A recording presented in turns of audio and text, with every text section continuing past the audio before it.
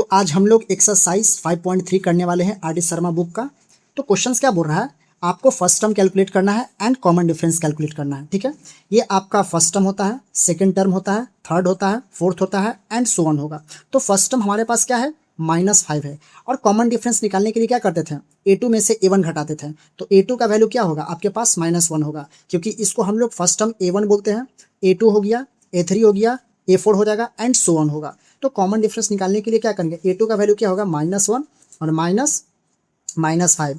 ठीक है, तो कॉमन डिफरेंस क्या निकलेगा, -1 और -5, तो क्या निकल कर आएगा, 4। तो आपका कॉमन डिफरेंस 4 निकल कर आया। ठीक है, और फर्स्ट टर्म आपका क्या निकल कर आया, -5। यही दो चीज़ हम लोग को कैलकुलेट करना है। क्वेश्चन नंबर 2 में भी सेम काम करना है। ठीक है, सॉल्यूशन, ये आपका फर्स्ट टर्म है, सेकेंड टर्म है, थर्ड टर्म है, ये आपका फोर्थ टर्म होगा। तो फर्स्ट टर्म क्या होगा, फर्स्ट टर्म को हम लोग ए लिखेंगे। ठीक है, तो फर्स्ट टर्म आपके पास 1/5 है।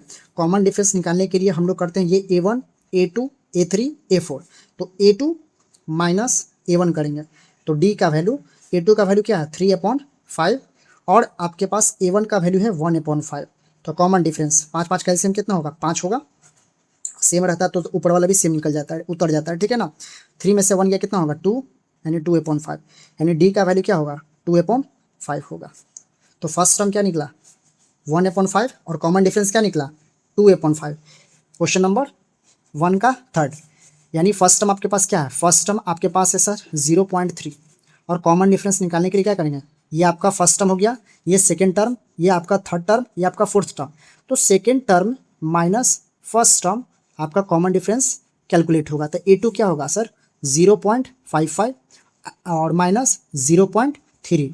तो कॉमन डिफरेंस क्या निकलेगा, तो 0.55 और 0.33 में से आपका कॉमन डिफरेंस आपका 0.25 निकलेगा। कितना निकलेगा, 0.25 निकलेगा। ठीक है ना, क्योंकि ये 30 हो गया, ये 55 हो गया।